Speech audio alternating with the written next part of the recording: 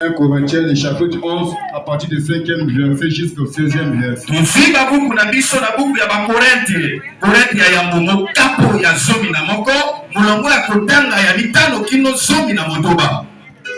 qui a lu, il peut lire. Pas d'interprète pour que nous allons passer. On va expliquer ça après. Lisons la parole de Dieu dans 1 Corinthiens, chapitre 11, à partir du 5e verset. Je lis au nom de Jésus. Nous rendons grâce à Dieu. Il est écrit, toute femme au contraire qui prie ou qui prophétise, la tête non voilée, déshonore son chef. C'est comme si elle était rasée. Car si une femme n'est pas voilée, qu'elle se coupe aussi les cheveux. Or, s'il est honteux pour une femme d'avoir les cheveux coupés ou d'être rasée, qu'elle se voile. L'homme ne doit pas se couvrir la tête puisqu'il est l'image et la gloire de Dieu, tandis que la femme est la gloire de l'homme. En effet, l'homme n'a pas été tiré de la femme, mais la femme a été tirée de l'homme. Et l'homme n'a pas été créé à cause de la femme, mais la femme a été créée à cause de l'homme. C'est pourquoi la femme, à cause des anges, doit avoir sur la tête une marque de l'autorité dont elle dépend.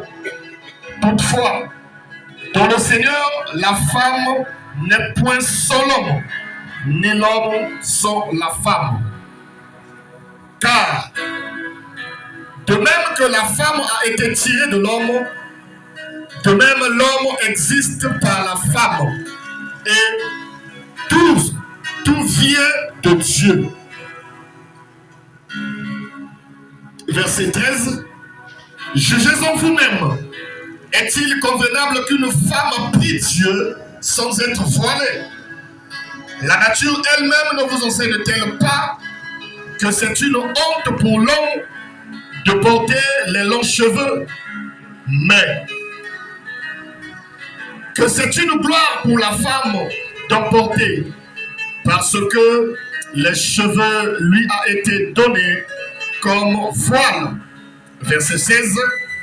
Si quelqu'un se plaît à contester, nous n'avons pas cette habitude, non plus les églises de Dieu. Amen. Amen. On acclame pour le Seigneur. Et prenons place. Amen. Amen. En réalité, aujourd'hui, ce n'est pas moi qui devais prêcher. Et c'était l'évêque Pépin. Je ne sais pas l'empêchement. Vous appelez seulement comme ça que là, on va continuer. Amen. Amen. Donc nous allons parler de la part du Seigneur. Tu es d'accord avec moi? On acclame encore le Seigneur. Amen. Amen. Nous avons un bon thème dans les tableaux. Et une grande enseignement pour asseoir l'église. Parce que ici, c'est l'apôtre Paul qui nous parle toujours ce qui concerne l'église. Comment l'église doit être conduite et comment les enfants de Dieu doivent se comporter. Il parle aussi aux serviteurs, y compris le peuple de Dieu. Donc, le modèle que les enfants de Dieu vont mener dans leur vie pour montrer au sein du monde. Nous sommes des chrétiens. Nous appartenons au Christ Jésus-Christ. Mais ici, qu'est-ce qui se passe, bien aimé? C'est l'apôtre Paul qui écrit encore une lettre à Corinthe qui a parlé en ce qui concerne la conduite du Seigneur.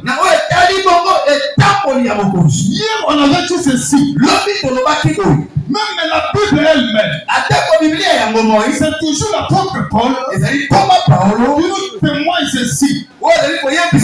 Si quelqu'un est devenu en Christ, donc sa vie est changée. Donc les choses anciennes sont passées. Mais tout est devenu nouvelle. Donc l'homme, pour qu'il soit appelé un enfant de Dieu, c'est la première étape. C'est l'homme qui dans les conversions envers son Seigneur. Il va quitter l'étape du péché pour adopter maintenant l'étape du Seigneur. Car un jour, Jésus a dit à Pierre, Pierre, quand tu étais jeune, tu partais ça et là, tu faisais ce que désirait son cœur. Mais un jour, quand tu viendras vieux, quelqu'un, une autre personne, il va t'emmener où tu ne voulais même pas. Il va te donner même à manger ce que tu ne voulais pas manger. Cela veut dire quoi? Veut dire que non, un jour, si tu réponds au Seigneur, ce n'est plus toi. Comme lui-même Paul dit, si je vis, ce n'est plus moi qui vis. C'est le Christ qui vit en moi. Tout homme qui a croisé le Seigneur Jésus, sa vie a été toujours changée. Même lui-même Paul, est comme meurtrier. Mais il a converti son cœur envers le Seigneur. Et son nom ça a été changé. Et il est devenu une nouvelle créature. Devant le Seigneur. Pourquoi? Parce que c'est le Seigneur qui change les cœurs. Ici, qu'est-ce qui se passe? La Bible nous parle en ce qui concerne la conduite et le comportement